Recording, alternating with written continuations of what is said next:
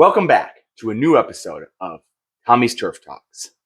In today's episode, I'm going to be going over the 4 essential fall lawn care tasks that you need to do to make sure that your lawn survives the winter and starts growing in the spring looking fantastic.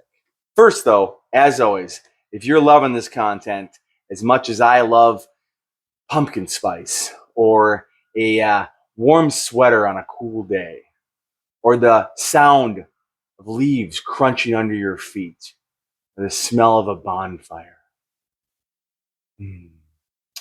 Sorry. Please make sure that you like, share, and follow. And also, please, for the love of God, leave a comment. I'm getting lonely over here. All right, let's get into the 4 essential fall lawn care tasks. Number 1 on the list of the fall lawn care essentials is fertilization. Now, a lot of people might think that there's no point in putting down fertilizer on a lawn that's about ready to go dormant. Why feed something if it's going to be going into hibernation? Well, there is a lot of key benefits you get by putting down fertilizer in the fall, especially fertilizer that's high in potassium. There's going to be 3 numbers on every fertilizer bag. The first number is going to be your nitrogen levels. That's going to tell you the percentage of nitrogen inside that fertilizer bag. The second number is going to be your phosphorus levels. And the third is going to be your potassium. And that's the one you want to focus on for your fall application. Now, you may be asking, why would I want to put a high potassium load down in the fall?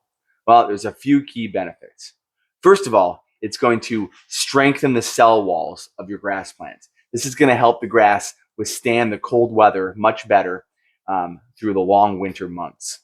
Also, it improves nutrient uptake. So the grass plant, because of the high potassium load, is more able to use and distribute nutrients that it's going to grab from the soil. It also will encourage root development.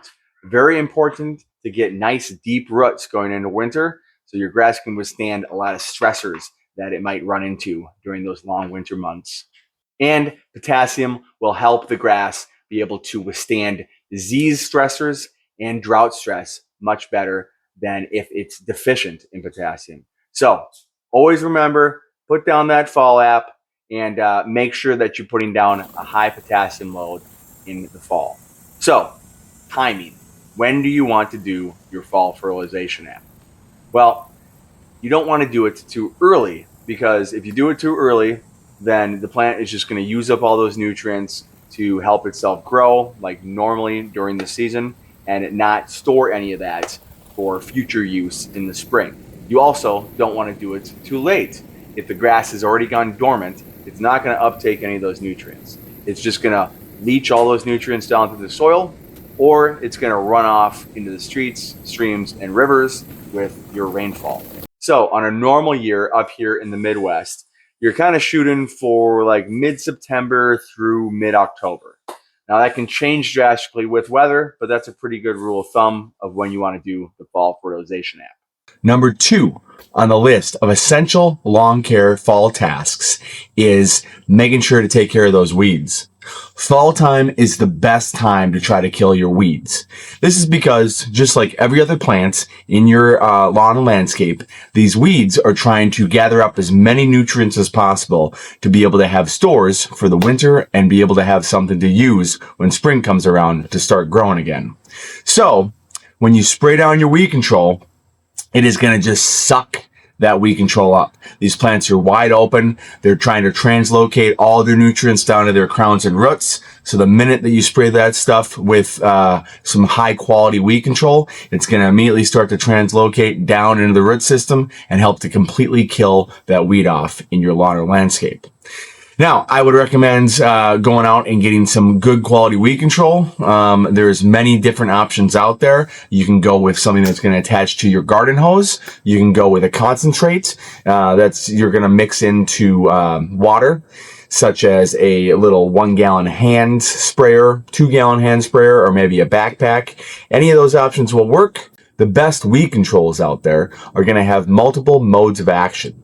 So you're going to want to find something that has multiple different types of herbicides inside of it that's going to help kill your plants more completely. Try to avoid things that only have one type of herbicide in it, like say if it only has 2,4-D. Try to find something that's got a few different types in there to help control your weeds better.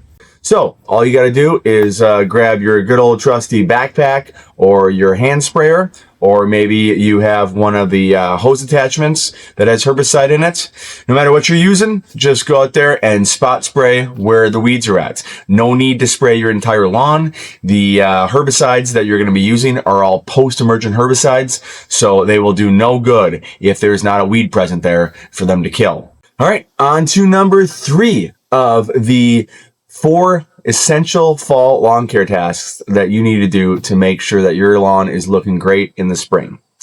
Number 3 is going to be proper lawn mowing. Now, usually throughout the year, I don't mind my lawn looking a little shaggy. I would rather have it be healthy. So I keep my lawn anywhere from like 3.5 to 4 inches throughout most of the season. Looks a little long for the most part, but my grass stays really nice, dark green in most areas. And I don't have to water as much when it's longer.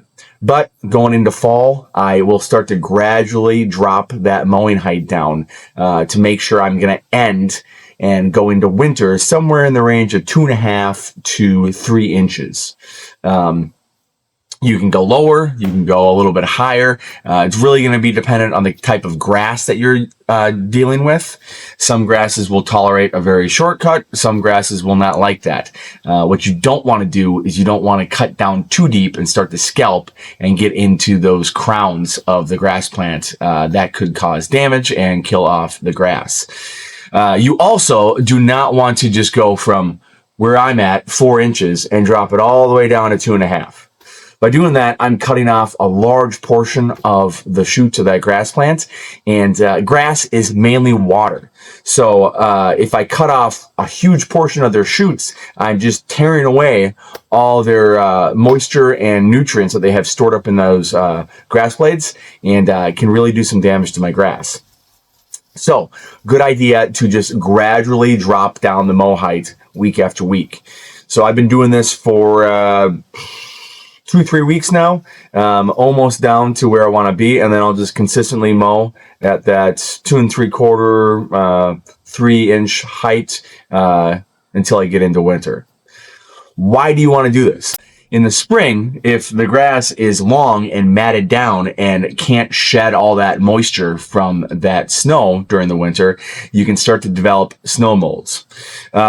Most of the time, you're going to see pink snow mold, which mostly cosmetic, not going to do a lot of damage to your grass, but does make your lawn look kind of crappy for a few weeks up to a month when it comes out of winter. You could also develop gray snow mold. Now, gray snow mold is a little bit more serious. It can definitely damage the grass plants, could cause some death. So better to avoid the situation altogether and make sure you mow that grass nice and short going into winter. Now, even short grass can develop some snow molds depending on the environment that we're dealing with. So next spring, I'll do a video on some fungicides that you can put down to try to stop any kind of snow molds in its tracks.